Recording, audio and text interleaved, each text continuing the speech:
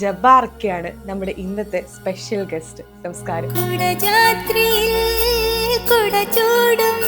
ഈ ഒരുപാട് പ്രണയമൊക്കെ തന്ന ആളാണല്ലോ, നല്ലൊരു കാമുകനാണോ? തീർച്ചയായിട്ടും. ഞാൻ വിവാഹം കഴിച്ചത് പ്രണയിച്ചിട്ടാണ്. ഈ കുടജാദ്രിയിലേക്ക് വരുമ്പോഴാണെങ്കിലേ ഇപ്പോഴും ആളുകൾ കേട്ടോണ്ടിരിക്കുന്ന മറക്കാൻ പറ്റാത്തൊരു പാട്ടാണ് ഈ കുടജാദ്രിയിൽ. ഇത്ര ബ്യൂട്ടിഫുൾ ആയ വിഷ്വലിന്റെ ഐഡിയ അതെങ്ങനെയായിരുന്നു? ഒന്ന് ഫോറസ്റ്റിനോടുള്ള എൻ്റെ പ്രണയം, ഞാൻ യാത്ര ചെയ്യുന്നതാണ്. നമ്മൾ ആദ്യം പാട്ട് തന്നെ നമ്മളെ അതിനകത്തേക്ക് അടുപ്പിക്കണം. അത് കഴിഞ്ഞല്ലേ എല്ലാം വരുന്നത്. പാട്ട് മൻസൂർ അഹമ്മദ് എന്ന് പറയുന്ന ഒരു പുതിയ കക്ഷിയാണ്. നമുക്കൊരു ഒരു മ്യൂസിക് ഡയറക്ടറോ അല്ലെങ്കിൽ പാട്ട് എഴുതാൻ കഴിവുള്ള ആളെന്ന് കാഴ്ചയിൽ തോന്നാത്തൊരു മനുഷ്യൻ, എന്നെ ഞെട്ടിച്ച് കളഞ്ഞ മനുഷ്യൻ. കുടജാദ്രിക്ക് സെക്കൻഡ് പാട്ട് പ്ലാൻ ചെയ്തു. അത് സുരേഷ് ഗോപി അഭിനയിക്കാന്ന് പറഞ്ഞു. ഏത് കുടജാദ്രിയിലോ? അത് കുടജാദ്രി കണ്ടിട്ട് ഏതൊരു ലൊക്കേഷൻ വെച്ചായിരുന്നു. കണ്ടപ്പോൾ ഞാൻ എന്തോ കാര്യത്തിന് പോയത്. സുരേഷ് ഗോപി പറഞ്ഞു, ഞാൻ 2 ദിവസം തരാം, നമുക്കൊരു മ്യൂസിക് വീഡിയോ ചെയ്യാൻ. ഞാൻ അതിന് ഒരു ഉള്ളിയെ വെച്ച് ഞാൻ ഇതിൻ്റെ സെക്കൻഡ് പാർട്ട് ഡിസൈൻ ചെയ്തത്. ഞാനൊരു മോഡലിനെ സെലക്ട് ചെയ്യാനായിട്ട് എത്ര ദിവസങ്ങളെടുക്കും. ഈ ലീഡ് മോഡൽ ദീപയിലൊക്കെ വരുന്ന മോഡലിനൊക്കെ എവിടെയും കണ്ടു കാണില്ല. അവരുടെ നിന്നൊക്കെ പൊക്കി എടുത്തിട്ട് തന്നെ ഞാൻ എയർ ഹോസ്റ്റസിനോടൊക്കെ പിടിച്ചിട്ട് പോയി സംസാരിച്ചാണ് ആ ഭീമാകൾ എന്ന് പറഞ്ഞ കുട്ടിയോ. വർക്ക് ചെയ്യുന്ന സമയത്ത് ആക്ച്വലി ഞാൻ പ്രണയത്തില്ല. ആക്ച്വലി ഞാൻ ഈ മോഡൽ ആ എൻ്റെ ലീഡ് ക്യാരക്ടറായിട്ട് ഞാൻ പ്രണയത്തില്ല. അവളെ ഏറ്റവും ബ്യൂട്ടിഫുൾ ആയിട്ട് കാണിക്കാം. ഈ നേരത്തെ പറഞ്ഞ പോലെ ആർട്ടിസ്റ്റ് അൺനോൺ എന്ന് പറഞ്ഞ പോലെ ആ ലേബിൽ ഇരിക്കാൻ. അല്ല, അത് സിനിമയുടെ കാര്യത്തിൽ ഇപ്പം നമ്മൾ സിനിമയാണ് എല്ലാവരും ഓർക്കും, സിനിമയിൽ അഭിനയിച്ചവരെ ഓർക്കും, ഡയറക്ടർ നമ്മൾ ഓർക്കത്തില്ലല്ലോ. ഈ ചെറുപ്പത്തിൽ ഇത്ര ക്രിയേറ്റീവ് ആയിരുന്നോ? ഞാൻ എനിക്ക് വഴിതെറ്റാതെ വന്ന ആളാണ്. എന്ന് വെച്ചാൽ കൃത്യമായി പറഞ്ഞാൽ I want to be like this. ഞാൻ അതിൽ തന്നെ അത് ഞാൻ 100% വിശ്വസിക്കുന്നതാണ്. നമ്മളെ ലാലേട്ടനെ വെച്ചിട്ട് പ്രകാശ് ചെയ്ത ഒരു ഗോൾഡിന്റെ ആഡ്. അപ്പോൾ അത് ഇപ്പോൾ ആളുകൾ അതിനെ ഭയങ്കരമായിട്ട് സപ്പോർട്ട് ചെയ്യുന്നുണ്ട്. സ്ത്രീകൾക്ക് മാത്രമല്ല പുരുഷന്മാർക്കും ആഭരണങ്ങൾ ക്രേസ് ആണ്, അവർക്കും ആഭരണങ്ങൾ യൂസ് ചെയ്യാം എന്ന് പറഞ്ഞിട്ട്. പക്ഷെ ഈ സീനൊക്കെ നമ്മൾ പണ്ടേ വിട്ടതാണ്. 1994 ഞാൻ ചെയ്തിട്ടുണ്ട്.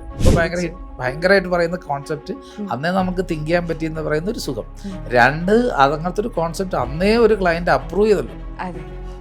ഞാൻ ഈ കോൺസെപ്റ്റ് പറയുമ്പോൾ ആരെങ്കിലും അപ്രൂവ്, അന്നും ആരും അത് കൺവെൻഷനലായിട്ട് തിങ്ക് പോലും ആരും നമുക്ക് വേണ്ട പെണ്ണ് മതി എന്ന് പറഞ്ഞ് വർക്കൗട്ട് ആവുമെന്ന് പേടിക്കും. ആ ക്ലയന്റിനോട് എനിക്ക് ഇപ്പോഴും റെസ്പെക്ട് ഉണ്ട്. അതിന് വേണ്ടി എനിക്ക് അങ്ങനെ അത് അന്ന് ചെയ്യാൻ പറ്റില്ല.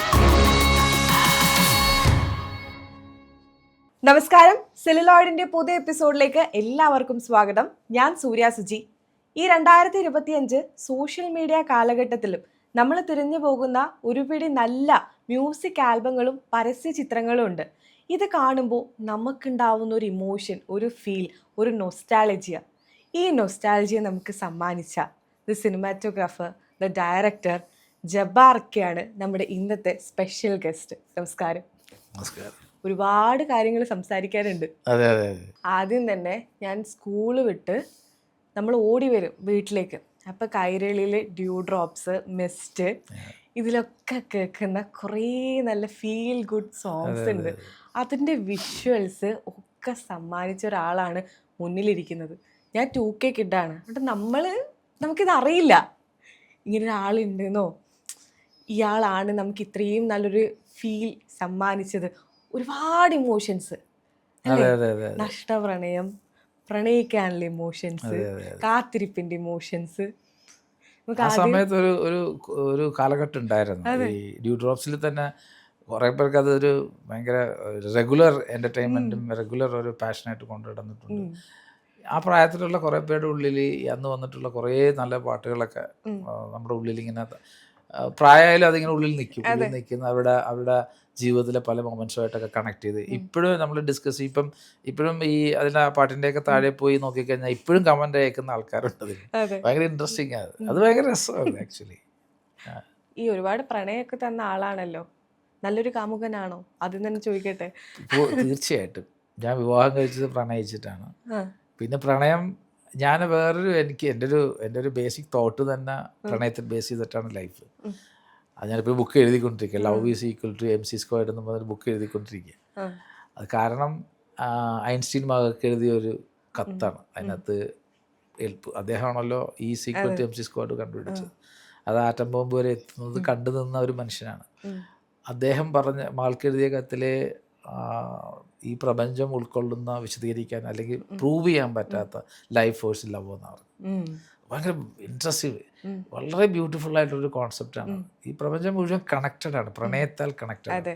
അത് ഞാൻ വായിക്കുന്നത് ഒരു ഈയിടെയാണ്, പക്ഷേ ഈ ഒരു ഫീലിംഗ് എൻ്റെ ഉള്ളിൽ പണ്ടേ ഉണ്ട്.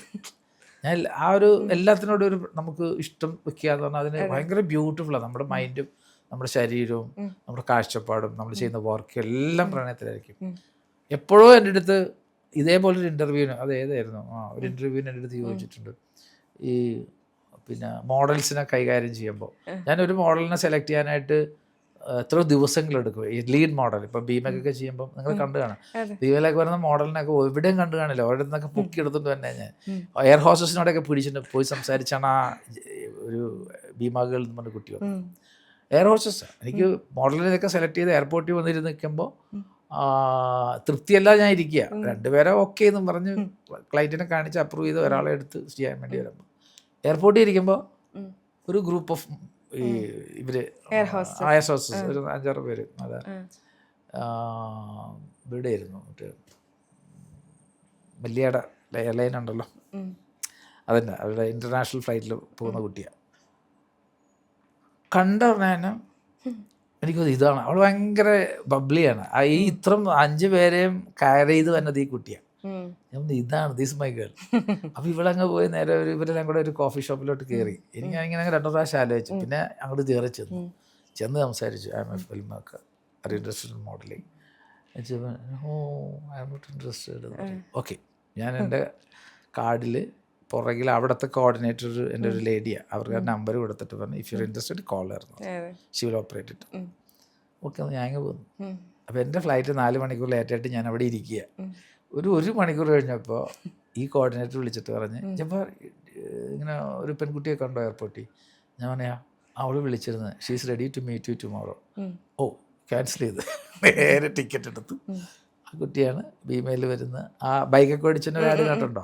ആണ് ആ കുട്ടി. അവളുടെ ഒരു അന്ന് ഓഡിഷന് പറഞ്ഞത് ആ കമ്മലിട്ടിട്ട് ആദ്യം എന്ന് വെച്ചാൽ അവളൊരു ടോംബോയാണ്. ആദ്യം അവള് ആ ടോംബോയ്സ് ലൈഫിൽ നിന്ന് ആദ്യം കമ്മൽ കുത്തി കമ്മലിട്ട് കണ്ണാടി കാണുമ്പോൾ അവളെ സ്ത്രൈണത അവൾ തിരിച്ചറിയുന്നതാണ് അതിൻ്റെ എമോഷൻ. ആ ഷോട്ടാണ് ഞാൻ ടെസ്റ്റ് എടുക്കണം അവിടെ വെച്ച് ഞാൻ ഓഡിഷൻ ചെയ്യുമ്പോൾ. അപ്പോൾ അങ്ങ് ബ്യൂട്ടിഫുള്ളായിട്ട് ഇതാ കുട്ടി. ഒരു എക്സ്പീരിയൻസും ഇല്ലേ, ഫ്രഷാണ് അവളാണ്. പിന്നെ അവൾ പിന്നെ ജോലിയൊക്കെ വിട്ട് മോഡലിംഗ് ഇപ്പം ടോപ്പ് മോഡലാണ് വലിയ ഞാൻ പറയാം. അപ്പോൾ ഇതെല്ലാം നമുക്ക് വേണ്ടി സംഭവിക്കുന്നതാണ്, മനസ്സിലായി? അതിന് നമ്മൾ തയ്യാറായിരുന്നാൽ മതി. നമുക്ക് അതിനോടുള്ള ഇഷ്ടം കൊണ്ട് ഇതൊക്കെ സംഭവിക്കും. വർക്ക് ചെയ്യുന്ന സമയത്ത് ആക്ച്വലി ഞാൻ ആ ഇൻ്റർവ്യൂവിന് ഞാൻ പ്രണയത്തില്ല. ആക്ച്വലി ഞാൻ ഈ മോഡൽ എൻ്റെ ലീഡ് ക്യാരക്ടറായിട്ട് ഞാൻ പ്രണയത്തില്ല. അവളെ ഏറ്റവും ബ്യൂട്ടിഫുള്ളായിട്ട് കാണിക്കുക, അത് മൊത്തം ഫിലിം എൻ്റെ ഉള്ളിലുണ്ടാവും. അങ്ങനെയാണല്ലോ. അപ്പോൾ അത് അവളുടെ ഓരോ ഷോട്ട് എടുക്കുമ്പോഴും അല്ലെങ്കിൽ ഓരോ മൂവ്മെൻറ്റിലും നമുക്കത് ഫീൽ ചെയ്യും. അന്നത്തെ ഷൂട്ടിങ് കഴിഞ്ഞ് പാക്കപ്പ് പറഞ്ഞാൽ അത് കട്ടായി. അതുവരെ ഉള്ളൂ, അതുവരെ നിൽക്കുക എൻ്റെ ഉള്ളിൽ. പിന്നെ കുട്ടി ആര് എയർപോർട്ടിൽ വിടും അതൊന്നും ഞാൻ അറിയുന്നത് പുള്ളി നമ്മുടെ ടീം ചെയ്തോളും. പക്ഷെ അതുവരെ ഞാൻ പ്രണയത്തില്ല, പൂർണ്ണമായിട്ടും പ്രണയത്തില്ല.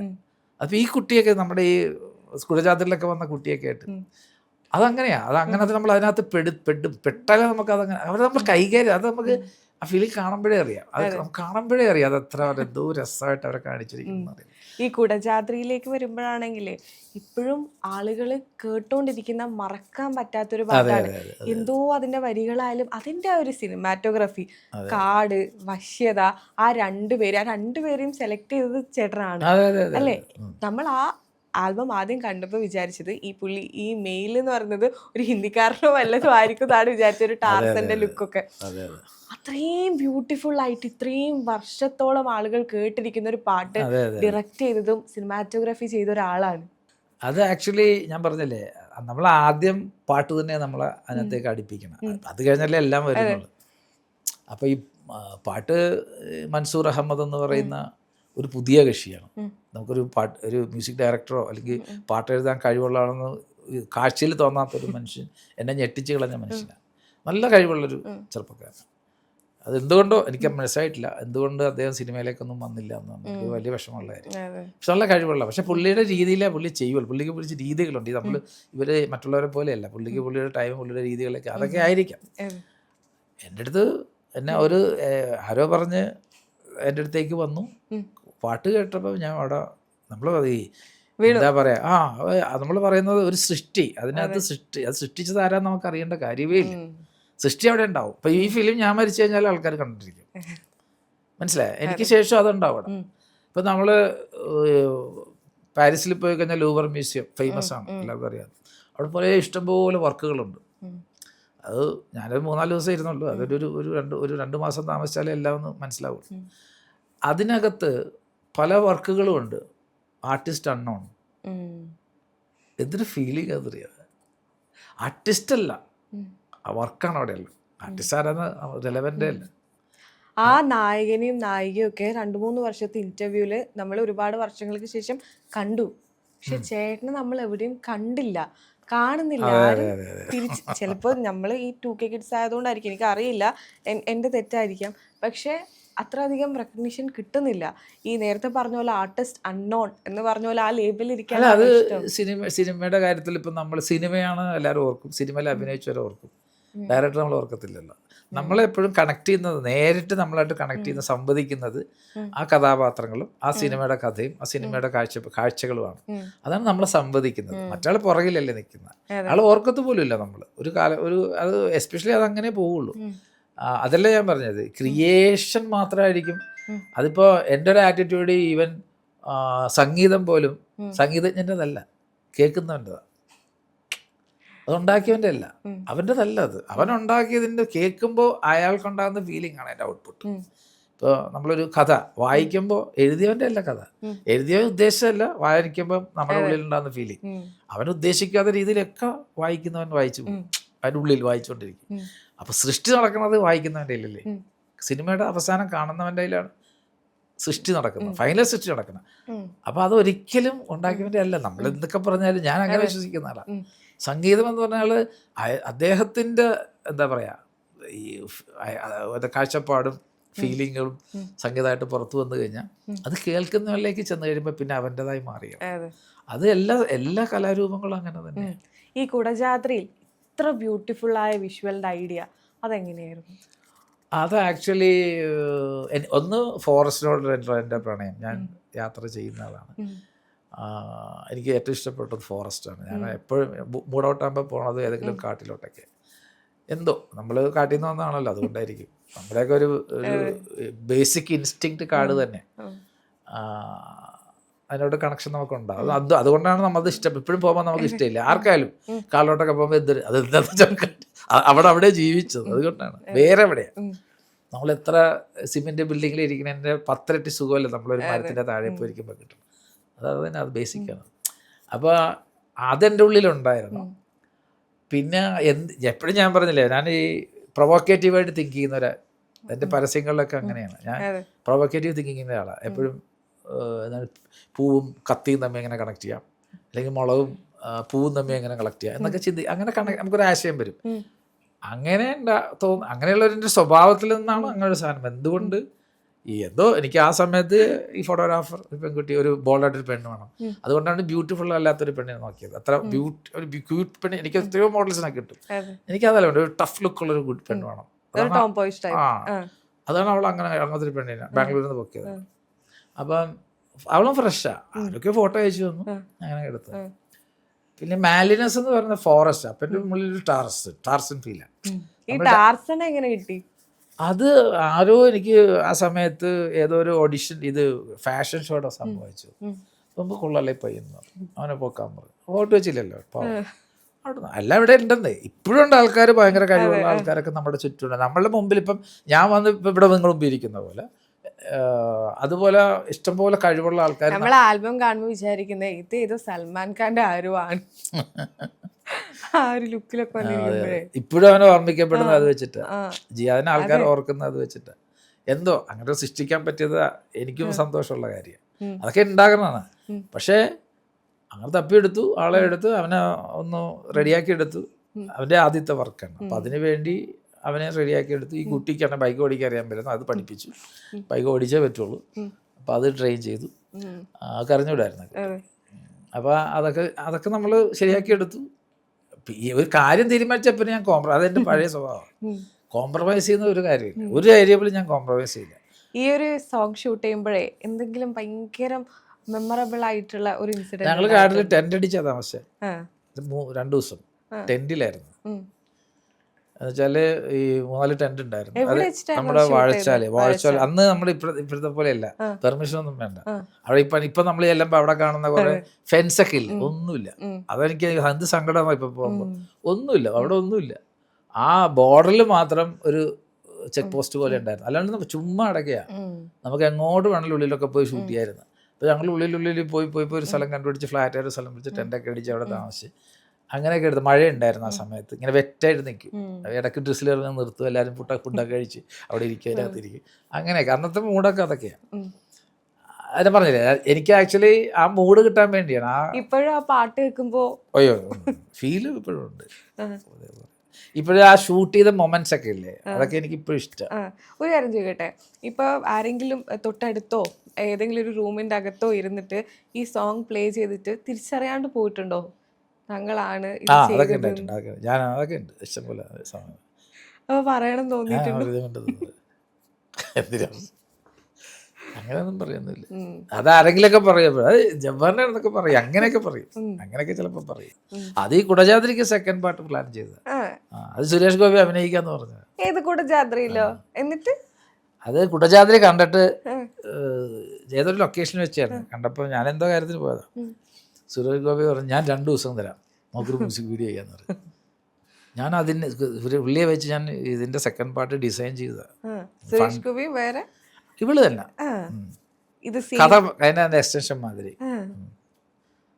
എന്തുകൊണ്ടപ്പോ നടന്നില്ല? ഫണ്ട്, അവർക്ക് ഫണ്ടില്ലായിരുന്നു. സുരേഷ് ഫ്രീ ഡേറ്റ് തന്നെ എനിക്ക് അത് ചെയ്യാനായിട്ട്. ഞാൻ സ്ക്രിപ്റ്റ് റെഡി ആക്കിയത്, അത് ഇൻട്രസ്റ്റിംഗ് സ്ക്രിപ്റ്റാണ്. പുള്ളി പോലീസ് ഓഫീസർ, ഇവള് ഫോട്ടോഗ്രാഫറാണല്ലോ, പ്രസ് ഫോട്ടോഗ്രാഫറാണ്. ഒരു കയോസിലാണ് ഇവർ പരിചയപ്പെടുന്നത്. എന്ന് വെച്ചാൽ ഒരു അടി നടക്കുകയാണ്, ലത്തിച്ചാർജ് നടക്കുന്നത്. ലത്തിച്ചാർജ് നടക്കുന്ന സ്ഥലത്ത് ഈ ഒരു പ്രസ് ഫോട്ടോഗ്രാഫറിന് അടി കിട്ടുക. ആരാന്ന് ഷർട്ടൊക്കെ ഇട്ട് നിൽക്കുകയല്ലേ, അടി കിട്ടിയിട്ട് അടി കിട്ടിയെന്ന് കാണുമ്പോൾ ഈ സുരേഷ് ഗോപി ഇവളെ പിടിച്ച്, ഇവളാണെന്ന് അറിയാൻ മേല, നേരെ ഈ ജീപ്പിലേക്ക് അങ്ങ് വിടും സേവ് ചെയ്യാനായിട്ട്. ഇവിടെ സേവ് ചെയ്ത് വെള്ളത്തിൽ നടക്കുമ്പോൾ ജീപ്പിലേക്ക് ഇടുമ്പോഴാണ് ഇവളുടെ തലമുടി അഴിയും. അപ്പോഴാണ് ഇത് പെണ്ണാണെന്ന് അറിയുന്നത്, മനസ്സിലായി. അങ്ങനെ അറിഞ്ഞിട്ട് പിന്നെ ഇവർ തമ്മിലൊരു ഫ്രണ്ട്ഷിപ്പ്, അത് പ്രണയത്തിലേക്കൊക്കെ മാറുന്നുണ്ട്, മനസ്സിലായ.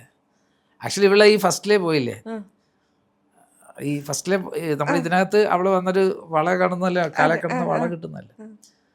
മറ്റേൻ്റെ എന്ന് വെച്ചാൽ ഇയാളൊരിടത്ത് ഒരു ഇഷ്യൂവിൽ നിൽക്കുമ്പോൾ ഒരുത്തന ഈ ബീച്ച് സൈഡിൽ എവിടെയോ അത് ഇഷ്യൂ ഉണ്ടായിട്ട് നിൽക്കുമ്പോൾ ഇയാൾക്കൊരു കോള് വരികയുണ്ട്. അയാൾ മരവിച്ച പോലെയാണ്. ഈ കോൾ ഇയാൾ ഫോളോ ചെയ്ത് പറ്റുന്നതാണ്. ആ സ്ഥലത്ത് ഈ ഇവള് വന്ന ഫോറസ്റ്റിൽ കൂടെ ഒക്കെ നടക്കും. ഇവളെ കാണാതായി, മനസ്സിലായോ. അപ്പോഴേ ഇയാളുടെ ബാക്ക് സ്റ്റോറി ആയിട്ടാണ് ഇത് മുഴുവൻ കാണിക്കണം, ഈ ഇവർ തമ്മിലുള്ള ഇവളെ കണ്ടതും പിടിച്ചതൊക്കെ. ലാസ്റ്റ് ഇവള് വരുമ്പോൾ ഇവളുടെ ബൈക്ക് മാത്രം വെള്ളത്തിൽ നിന്ന് പൊക്കിയെടുക്കുന്നതാണ് എൻ്റെ. അതും നഷ്ടപ്രണയം. ഇവള് ബൈക്കിലല്ലേ വന്ന, അത് അന്ന് ഇറങ്ങിയിട്ടുണ്ടെങ്കിൽ ഇപ്പൊ വീണ്ടും ഒരു ഉണ്ടാക്കുമായിരുന്നു. ആ പെൺകുട്ടി ഇപ്പൊ കാണണം, കുട്ടിയൊക്കെ വേറെ ലുക്കാള്. ടച്ച് ആക്ച്വലി കല്യാണമൊക്കെ വെച്ച്. അത് നടന്നിരുന്നെങ്കിൽ എന്ന് തോന്നിയിട്ടുണ്ടോ എപ്പോഴെങ്കിലും, ഈ സുരേഷ് ഗോപിയെ വെച്ചിട്ടുള്ള ഈ ഒരു മ്യൂസിക് ആൽബം? പിന്നെ നമുക്കിഷ്ടം, ചെയ്യാൻ ഇഷ്ടമുള്ള ചിലതൊക്കെ നമുക്ക് ചെയ്യാൻ ആഗ്രഹിച്ച് നടക്കാതെ പോയ കാര്യങ്ങളൊക്കെ അതൊക്കെ രസമായിട്ട് ചെയ്യാൻ പറ്റിയാണ്. അപ്പൊ ഞാൻ ഉണ്ടാക്കിയ കഥയാ. സുരേഷ് ഗോപി ഡേറ്റ് വന്നപ്പോൾ ഞാൻ കഥ ഉണ്ടാക്കി, അത്രേ ഉള്ളൂ. ഇപ്പൊ ഓരോ ടിവിയിലൊക്കെ അഡ്വർടൈസ്മെന്റ്സ് വരുമ്പോഴേ ഈ സോഷ്യൽ മീഡിയയിലൊക്കെ വരുന്ന കമന്റ്സ്, അല്ല ആളുകൾ പരസ്പരം പറയുന്ന ഒരു കമന്റ്സ് ഉണ്ട്, പഴയ ആഡായിരുന്നു ആഡ്, ഇതൊന്നും അല്ല മോനെ ആഡ്, അന്തകാലത്തിലുള്ള ആഡുകൾ കാണണം. അല്ല ഇപ്പൊ ഞാൻ അഡ്വർടൈസിംഗിലേക്ക് വരുന്ന സമയത്ത് എനിക്ക് കുറെ മാസ്റ്റേഴ്സ് ഉണ്ട്, ഇന്റർനാഷണലുണ്ട് കുറെ പേര്. അവരുടെയൊക്കെ മേക്കിങ്ങിന്റെ ഒക്കെ അന്ന് നമ്മൾ പുസ്തകങ്ങളൊക്കെ ഇവിടെ നിന്നൊക്കെ വരുത്തും, അമേരിക്കയിൽ നിന്നൊക്കെ. ഇപ്പോഴും എൻ്റെ കളക്ഷനിലുള്ളത്. അത് നമുക്ക് ഇന്നത്തെ പോലെ യൂട്യൂബിലൊന്നും പോയി ഇവിടെ ഒന്നും വർക്ക് കാണാൻ പറ്റത്തില്ല. ബ്ലാക്ക് ബോക്സ് എന്നും പറഞ്ഞൊരു വീഡിയോ വരും, ഇമാജിൻ ചെയ്യാൻ പോലും പറ്റുന്നില്ല. ആ ടേപ്പ് അല്ലെങ്കിൽ CD ഒക്കെയാണ് ഞങ്ങളൊന്ന് വരുത്തിയിട്ടാണ് ഇതൊക്കെ കാണുന്നത്, വലിയ വർക്കുകൾ കാണുന്നത്. അപ്പൊ നമ്മളന്ന് ഈ ട്രെയിൻഡാണ് അന്നത്തെ ആൾക്കാരെല്ലാം, ട്രെയിൻഡ് ഫിലിം മേക്കേഴ്സാണ് അന്ന് എല്ലാവരും. ഒരു ദിവസം കൊണ്ട് ഫിലിം മേക്കർ ആകാൻ പറ്റത്തില്ല. ഇപ്പം പറ്റുന്ന കാര്യം എന്ന് വെച്ചാൽ ഇപ്പം നമുക്ക് നമ്മുടെ ടെക്നോളജി അങ്ങനെ ആയതുകൊണ്ട് ഒരു കാര്യം പഠിക്കാൻ നമുക്ക് ആർക്കെന്ത് വേണമെങ്കിലും പഠിക്കാം. ഇപ്പം ഈസി ആയിട്ട് പഠിക്കാം. ഇതിൻ്റെ പ്രശ്നം എന്ന് വെച്ചാൽ അതിൻ്റെ സോളിലേക്ക് പോകാനാണ് പ്രശ്നം. സോൾലെസ് ആയി പോകുന്നുണ്ട്. പക്ഷെ ചിലർ അത് ഡെവലപ്പ് ചെയ്യുന്നുണ്ട്. ഈ സോൾ ഉണ്ടാകണമെങ്കിൽ നമുക്ക് നമ്മൾ ഒരു കാഴ്ചയിലെല്ലാം ഉണ്ടാകുന്നത്, നമ്മുടെ റിയലൈസേഷൻ നമ്മുടെ ഉള്ളിലുണ്ടാകുന്ന അത് കാഴ്ച നമ്മൾ പറഞ്ഞ യൂട്യൂബ് ഒന്നും കണ്ടാലൊന്നും കിട്ടത്തില്ല. വായന ഉണ്ടാവും.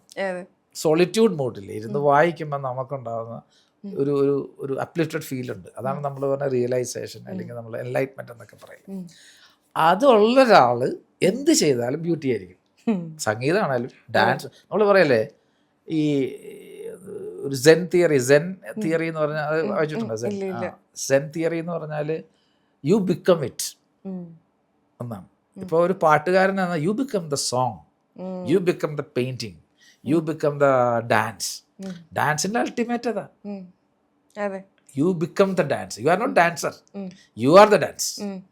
ചിലപ്പോൾ നല്ല പാട്ടുകളാണെങ്കിൽ പോലും ആളുകൾ പറയുന്നുണ്ടെങ്കിൽ അതിനൊരു ആത്മാവില്ലാത്ത പോലെ നമുക്ക് തോന്നാറുണ്ട്. പക്ഷെ ഈ പഴയ അഡ്വർടൈസ്മെന്റ് ഒക്കെ കാണുമ്പോഴേ അതിപ്പോഴും നമ്മളെ മനസ്സിൽ തന്നെ ഇങ്ങനെയുണ്ട്. സാറ് ചെയ്ത ഒരു അഡ്വർടൈസ്മെന്റ്, അവളുടെ മനമാകെ തളിരിടും ഒരു കാലം, ഭീമ. അത് കുറച്ചു നേരം സാറ് പറഞ്ഞപ്പോഴാണ് ഭീമ, ഇത് നമ്മൾ കുട്ടിക്കാലത്ത് ഇങ്ങനെ കേട്ടുകൊണ്ടിരുന്ന ടി വിയിൽ ഇങ്ങനെ കണ്ടുകൊണ്ടിരിക്കുന്ന ഇതാണ്. ഞാനും നമ്മുടെ അമ്മമ്മയൊക്കെ ഇങ്ങനെ ഒരുമിച്ചിരുന്ന് കാണേണ്ട ഒരു ആഡാണ്. അതിന്റെ ഒരു അനുഭവം പറയും. അത് ആക്ച്വലി അന്നത്തെ സ്പെഷ്യൽ എഫക്ട്സ് ബേസ്ഡ് ഒരു ഐഡിയ ആയിരുന്നു അത്. ആക്ച്വലി അത് ഭീമയുടെ ആവശ്യം അന്ന് നമ്മളെപ്പോഴും ഈ ബ്രീഫ് എന്ന് പറഞ്ഞൊരു സംഭവമാണ് നമ്മൾ അഡ്വർടൈസിങ്ങിൽ. നമ്മൾ ഒരു വർക്ക് ചെയ്യുന്നതിന് മുമ്പ് ക്ലയൻറ്റിന് അപ്പം ഫേസ് ചെയ്യുന്ന ഒരു ചലഞ്ച് ഉണ്ടാവും. അപ്പം അവർ ഫേസ് ചെയ്ത ചലഞ്ച്, ചിലപ്പോൾ യങ്സ്റ്റേഴ്സ് വരുന്നില്ല, ചിലപ്പോൾ പറയും നമുക്കൊരു എലഗൻറ്റ് ഫീൽഡിലേക്ക് കൊണ്ടുവരാം, ചിലപ്പോൾ നമുക്ക് കുറച്ച് യങ്സ്റ്റേഴ്സിന് അട്രാക്ട് ചെയ്യും, ചിലപ്പോൾ പറയും നമുക്ക് സെയിൽ ഡൗൺ ആണ്, അതിൻ്റെ റീസണൊക്കെ കാണും. ഇങ്ങനെ ഓരോ പോയിന്റ്സ് നമ്മൾ ഡിസ്കസ് ചെയ്യും. അതാണ് നമ്മുടെ ചലഞ്ച്, ക്ലയൻറ്റ് ചലഞ്ച്. അതാണ് ബ്രീഫിൽ വരുന്നത്. അവിടെ നിന്നാണ് നമ്മൾ അതിൻ്റെ മേലെ നമ്മൾ ക്രിയേറ്റീവ് തിങ്കിങ് അപ്ലൈ ചെയ്യും. അപ്പോഴാണ് ഈ ഓരോ കോൺസെപ്റ്റ് വരികൾ ഒക്കെ വരുന്നത്. നമ്മളതിനകത്തേക്ക് മെക്കാനിക്കൽ അല്ല, അല്ലെങ്കിൽ നമ്മളതിനകത്തേക്ക് എമോഷണലിയൊക്കെ ഞങ്ങൾ കണക്ട് ചെയ്യുമ്പോൾ നമുക്കിത് വരും, വരികൾ വരും. അതുപോലെ തന്നെ ആ കോൺസെപ്റ്റ് അതിന് ചെയ്ത കോൺസെപ്റ്റും അങ്ങനത്തെ ഒരു കോൺസെപ്റ്റ് ആയിരുന്നു. സ്പെഷ്യൽ എഫക്റ്റ് അത് എക്സ്പെരിമെൻ്റൽ ആയിരുന്നു. അപ്പോൾ എനിക്കിപ്പോൾ ഓർമ്മയുണ്ട്, അത് കുറച്ച് ടഫായിരുന്നു എൻ്റെ വർക്കൊക്കെ. സാബു സിറിലൊക്കെ വെള്ളം കുടിച്ച വർക്കാണ്. അപ്പോൾ ആർക്കും അതൊരു ഐഡിയ ഇല്ല. എനിക്ക് ഒരു ഐഡിയ ഉണ്ട്, പക്ഷെ ഇതെന്താകുമെന്ന് ആർക്കും ഒരു ഐഡിയ ഇല്ല. നമുക്ക് ഇപ്പോഴത്തെ പോലെ ഈ മോണിറ്റർ ഇല്ല. ഇപ്പം നിങ്ങൾക്ക് മോണിറ്റർ ഉണ്ട് കാണാൻ, നമുക്ക് മോണിറ്ററൊന്നും ഇല്ല. ഈ ക്യാമറയുടെ ഇതികൾ ഞാൻ തന്നെ നോക്കിയിട്ട് ഡിസിഷൻ എടുക്കണം. ഈ ഫ്രെയിം ഓക്കെ, ഇത് കട്ട് ചെയ്യാൻ പറ്റും, ഇതിങ്ങനെ ചെയ്യാം, അപ്പോൾ ഇതിങ്ങനെ വന്ന് എൻഡ് വന്ന് ഇങ്ങനെ നിൽക്കണം, എന്നാലേ എനിക്ക് അങ്ങോട്ട് കട്ട് ചെയ്യാൻ പറ്റുള്ളൂ. ഇതൊക്കെ പ്ലാൻഡാണ്. അപ്പം ഇത് ഇങ്ങനെയൊക്കെയാണ് നമ്മളൊന്ന് പ്ലാൻ ചെയ്യുക, ഒരു അസസ്മെൻ്റാണ്. മനസ്സിലായി? അതൊരു പോയാൽ പിന്നെ വീണ്ടും എടുക്കേണ്ടി വരുമല്ലേ? വീണ്ടും എടുക്കില്ല, അഡ്ജസ്റ്റ് ചെയ്യാൻ നടക്കുള്ളൂ, അങ്ങ് മറക്കുക. അങ്ങനെ അഡ്ജസ്റ്റ് ചെയ്തിട്ടുണ്ടോ എപ്പോഴെങ്കിലും?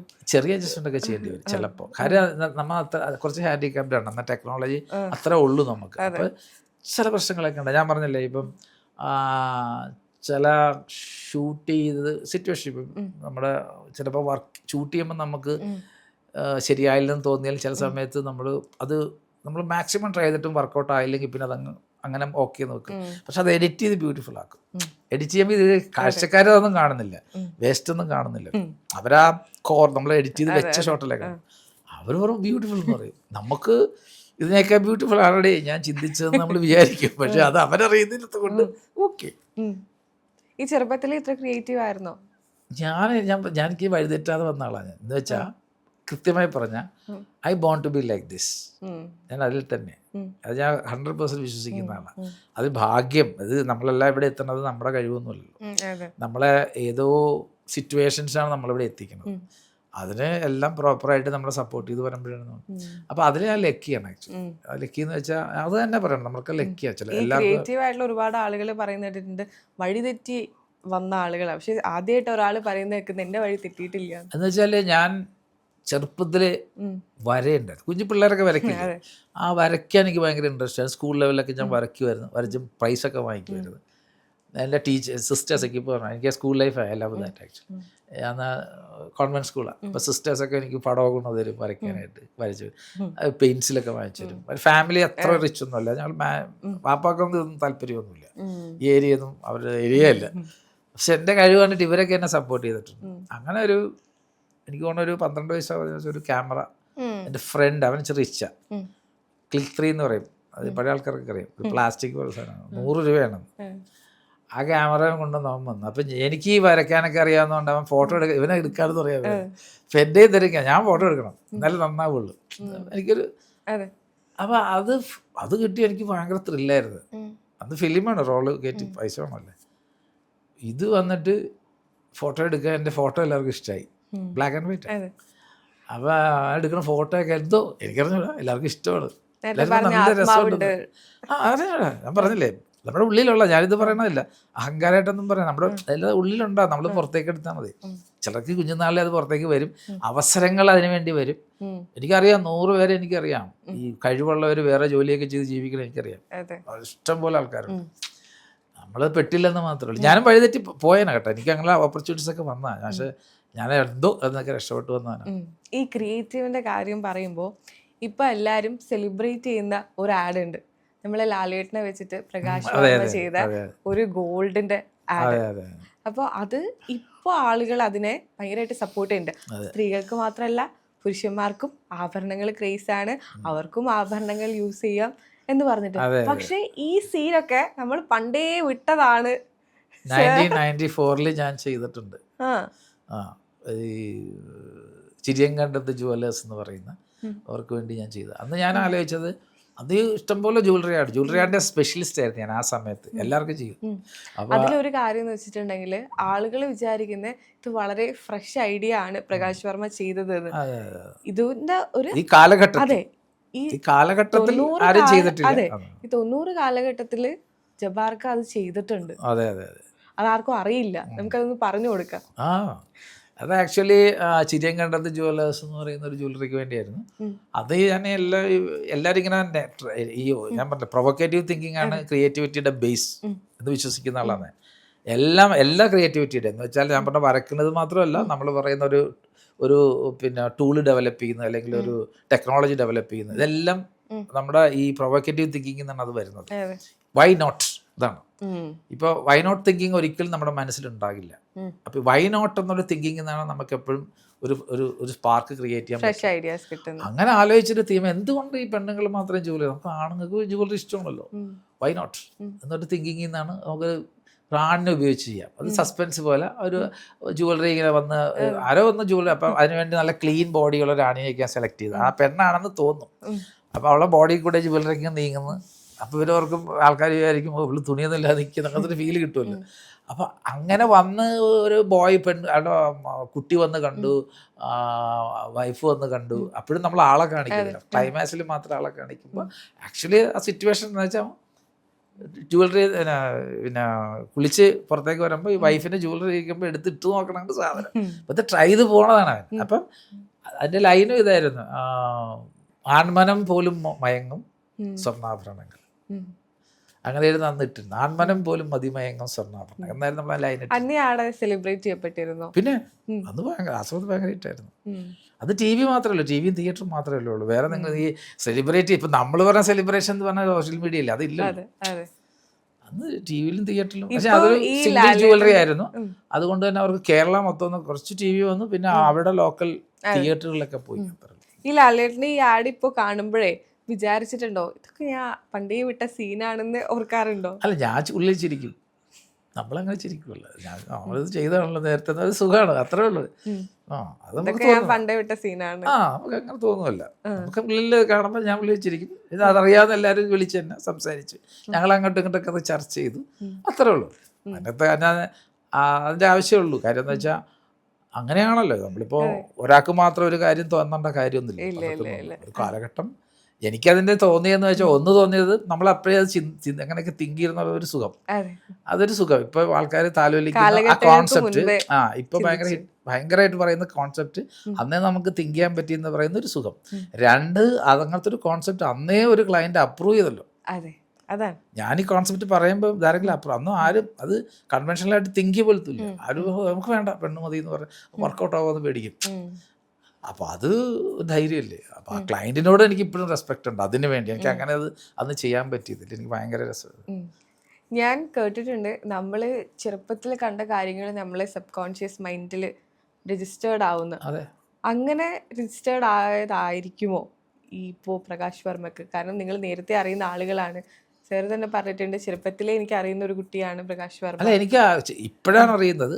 പിന്നെ ഈ സംസാരിക്കുമ്പോഴേ അറിയണത്, പലതും കണ്ടിട്ടുണ്ടെന്നൊക്കെ അറിയുന്നല്ലേ. അപ്പം പലരെ അങ്ങനെ ഇപ്പം നമ്മളാന്ന് പിന്നെ നല്ല കണ്ടിന്യൂസ് ആയിട്ട് വർക്ക് ചെയ്ത് നല്ല പൊസിഷനിലേക്ക് പലരും ഇന്ന് ഫേമസ് ആയിട്ടുള്ള പലരും എൻ്റെ അസിസ്റ്റൻ്റായി വന്നിട്ടുള്ള ഇഷ്ടംപോലെ ആൾക്കാരുണ്ട്.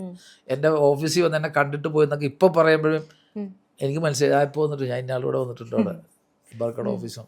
ഓക്കെ, അങ്ങനെ അവരൊക്കെ ഇപ്പോൾ സിനിമയൊക്കെ ചെയ്ത് ഫീൽഡിലുണ്ട്. അപ്പോൾ അത് പലരും വന്നിട്ടുണ്ട്, പലരും ചാൻസ് ചോദിച്ചു വന്നിട്ടുണ്ട്, ആക്ട് ചെയ്യാൻ ചാൻസ് വന്ന് ചോദിച്ചാൽ ഇപ്പോൾ സിനിമ നടന്മാരായിട്ടുള്ളവരൊക്കെ അതൊക്കെ ഉണ്ട്. ഇതൊന്നും തെറ്റില്ല, എല്ലാവരുടെ ലൈഫിലും ഒക്കെ ഉണ്ട്, ഇതൊന്നും തെറ്റില്ല. എല്ലാവരും ഇപ്പോൾ എന്നെ സംബന്ധിച്ച് ഞാൻ വലിയ എഫേർട്ടൊന്നും എടുത്തിട്ടില്ല. ഞാൻ പറഞ്ഞില്ലേ, ഞാൻ ഇങ്ങനെ കറക്റ്റ് ട്രാക്കിൽ കൂടെ വന്നതാണ്. പക്ഷേ ഇപ്പം സിനിമയിൽ അഭിനയിക്കാനൊക്കെ എടുക്കുന്ന എഫേർട്ട് ആൾക്കാർ, ഇപ്പം മമ്മൂക്കാണേലും കൊള്ളാം, ലാലേട്ടനാണെങ്കിലും കൊള്ളാം, ഇപ്പോൾ നമ്മൾ പറഞ്ഞ സ്റ്റാറുകളെല്ലാം ഇതിൻ്റെ പുറകെ മരിച്ച് കഷ്ടപ്പെട്ട് നടന്നിട്ട് അവരൊക്കെ ഇവിടെ എത്തിയിരിക്കും. ഈ എല്ലാ ആക്ടേഴ്സും നമുക്കറിയാം. അവരൊക്കെ എന്നെ സംബന്ധിച്ച് ഞാൻ കഷ്ടപ്പെട്ടില്ല. ഞാനൊരു നോർമൽ ലൈനിലാണ് ഇങ്ങനെ വന്നുകൊണ്ടിരിക്കുന്നത്. ഇപ്പം പറഞ്ഞില്ലേ എന്തുകൊണ്ട് ഇങ്ങനെ മാർക്കറ്റ് ചെയ്യുന്നില്ല എന്നൊക്കെ, എനിക്കത് അറിഞ്ഞുകൂടാ, അതുകൊണ്ടായിരിക്കാം. കാര്യം നമുക്കതിൻ്റെ ആവശ്യം തോന്നിയിട്ടില്ല. കാര്യം നമ്മൾ ആകെ കോവിഡ് സമയത്ത് മാത്രമേ ഞാൻ അക്കൗണ്ടിൽ എത്ര കാശുണ്ടെന്ന് നോക്കിയിട്ടുള്ളൂ, സത്യം. കാരണം ആ സമയത്ത് നമുക്ക് വരുമാനമില്ല. അപ്പോൾ പല കാര്യങ്ങളും നമുക്ക് ചെയ്യേണ്ടിയിരുന്നു. ഇടയ്ക്ക് ഫാമിലിയിൽ കുറേ ഇഷ്യൂസൊക്കെ ഉണ്ടായിരുന്നു. അപ്പോൾ പൈസ കൂടുതൽ വേണ്ടി വരുന്ന ഒരവസ്ഥയാണല്ലോ. അപ്പം നമ്മൾ അക്കൗണ്ടിൽ എത്രയുണ്ട് എന്നൊക്കെ അന്വേഷിക്കുന്നത് വെച്ചാൽ അതുപോലും ഞാൻ നോക്കത്തില്ലായിരുന്നു. നമുക്ക് എന്നെ സംബന്ധിച്ച് എനിക്കൊത്തിരി പൈസ ആവശ്യമില്ലാത്തതാണ്. എനിക്കാകെ പെട്രോൾ അടിക്കണം, ആഹാരം ഞാൻ ഹോട്ടലിലൊന്നും അങ്ങനെ കഴിക്കാറില്ല, എനിക്കിഷ്ടമല്ല. ഹോം ഫുഡാണ്. എവിടെന്നെങ്കിലും ഹോം ഫുഡ് ചെയ്യാൻ ഞാൻ ആടെ വീട്ടാണ് അവിടെ നിന്ന് കഴിക്കുള്ളൂ. അപ്പോൾ അങ്ങനെ അതിൻ്റെ ഇഷ്ടം, ഐ റിയലി എൻജോയ്. അപ്പം വല്ലപ്പോഴൊക്കെ ഓക്കെ, നല്ലതാ. എന്നെ സംബന്ധിച്ച് ഞാൻ അങ്ങനത്തെ ഒരാളാണ്. പിന്നെ ലക്ഷറി എന്ന് പറഞ്ഞാൽ പൈസൻ്റെ അടിച്ചു വിളിക്കാം, അത്രേ ഉള്ളൂ. കാറ്, സ്വപ്നം കാറ്, അത് വാങ്ങിക്കുക, ഇത് വാങ്ങിക്കുക, അതൊക്കെ ഞാൻ ചെയ്തിട്ടുള്ള ആളാണ്. ഇല്ലെങ്കിൽ എനിക്ക് പ്രശ്നമൊന്നുമില്ല. I am happy. സെയിം വേയിൽ നമ്മൾ ഹാപ്പി ആയിരിക്കും. അതുണ്ടാകണം. നമ്മൾ നർച്ചർ ചെയ്യുന്നത് നമ്മുടെ ലൈഫ്, നമ്മുടെ എക്സ്പീരിയൻസ്, നമ്മുടെ വായന, നമ്മുടെ കാഴ്ചപ്പാട്, നമ്മൾ എല്ലാത്തിനായിട്ട് കണക്ട് ചെയ്ത് നിൽക്കാനുള്ളൊരു മനസ്സ്, അതൊക്കെ നമ്മൾ ഡെവലപ്പ് ചെയ്തെടുക്കണം. ഈ ലാലേട്ടൻ്റെ ആഡ് കണ്ടപ്പോഴേ എപ്പോഴെങ്കിലും തോന്നിയിരുന്നോ, ആരെങ്കിലും പറഞ്ഞിരുന്നോ, സുഹൃത്തുക്കൾ സംസാരിച്ചു എന്നല്ലേ പറഞ്ഞേ, എടാ നിന്റെ ഐഡിയ ഇവർ കോപ്പി ചെയ്തു എന്ന് ആരെങ്കിലും പറഞ്ഞിരുന്നോ? അങ്ങനെ വരേണ്ട കാര്യമൊന്നും ഇല്ല. അത് കാര്യത്ത് ഇത് ഒന്നാമത്തെ കാര്യം, അന്ന് ചെയ്തത് പിന്നെ പോയിട്ട് പിന്നെ അതാരും ഇവരൊക്കെ കണ്ടിട്ടുണ്ടോന്ന് കണ്ടേക്കാന്നൊക്കെ എനിക്ക് മനസ്സിൽ അങ്ങനെയൊക്കെ പറയും. ഇപ്പം ഞാൻ തന്നെ കണ്ടിട്ടുള്ള ഇത്രയും കാര്യങ്ങൾ, പണ്ട് കണ്ട കാര്യങ്ങളൊക്കെ നമ്മുടെ ഉള്ളിൽ അൺകോൺഷ്യസ് ആയിട്ട് തന്നെ വരും. നമ്മുടെ എക്സ്പീരിയൻസിലേ നമുക്ക് ചെയ്യാൻ പറ്റുള്ളൂ, നമ്മളെ സ്വാധീനിച്ച കാര്യങ്ങളെ നമുക്ക് ചെയ്യാൻ പറ്റുള്ളൂ. നമുക്ക് വേറെ ഒന്നും ഉണ്ടാക്കാനൊന്നും പറ്റില്ല. നമ്മൾ കണ്ടത്, കേട്ടത്, നമ്മൾ സുഖിച്ചത്, നമ്മളെ മനസ്സിൽ തട്ടിയ കാര്യങ്ങൾ, മനസ്സിലായ. ഇപ്പം ഞാൻ സാൻഫോർഡിന് വേണ്ടി, അതായത് ഇയറാന്ന് ഓർമ്മയില്ല, അതും വലിയൊരു ഇടായിരുന്നു ആക്ച്വലി. ഇലക്ട്രോണിക്സ്, ഹോം ഇലക്ട്രോണിക്സ് എന്ന് വെച്ചാൽ വീട്ടിൽ പല സാധനങ്ങൾ യൂസ് ചെയ്ത് ഇങ്ങനെ ഒരു പ്ലേഫുൾ ഒരു ആഡാണ്. ടി വിയോ അത് ഇത്, അന്ന് അതിനകത്തൊരു VFX ഷോട്ടൊക്കെ ഉണ്ട് എൻ്റെ. അതൊക്കെ ഭയങ്കര ടഫാണ് ചെയ്യാൻ, ആൾക്കാർ കണ്ണന്തള്ളി നിൽക്കും. അന്ന് അങ്ങനെയാണ്. ഇപ്പം ഇതൊക്കെ പിള്ളേർ എളിവിലയല്ലോ. അപ്പോൾ അത് ചെയ്തിട്ട് അതുപോലെ അപ്പം തന്നെ ബാക്കി എല്ലാവരും അത് കോപ്പി ചെയ്യാൻ തുടങ്ങി. അതുപോലെ തന്നെയായി. പിന്നെ 2-3 അടി ഞാൻ ചെയ്ത് കണ്ട് ക്ലയൻറ്റ് പറയാം നമുക്കിനി അടുത്ത അടി ചെയ്യുമ്പോൾ ആരും ചെയ്യാൻ പറ്റാത്ത രീതിയിൽ ചെയ്യണം, അതിന് ലൊക്കേഷനൊക്കെ എവിടെ ആർക്കും കിട്ടാത്ത ലൊക്കേഷൻ. അങ്ങനെ ഞാൻ പിന്നെ ഷൂട്ട് ചെയ്തിരിക്കണം, അവിടെ എല്ലാ സാധനവും ഷൂട്ട് ചെയ്തിരിക്കുന്നത് UK സസെക്സ് ലൊക്കേഷൻ, കാനഡയിലൊക്കെ പോയാണ് ഷൂട്ട് ചെയ്തിരിക്കുന്നത്. അവിടെ ബഡ്ജറ്റ് ഒന്നും പ്രശ്നമല്ല. You think different, go anywhere and shoot.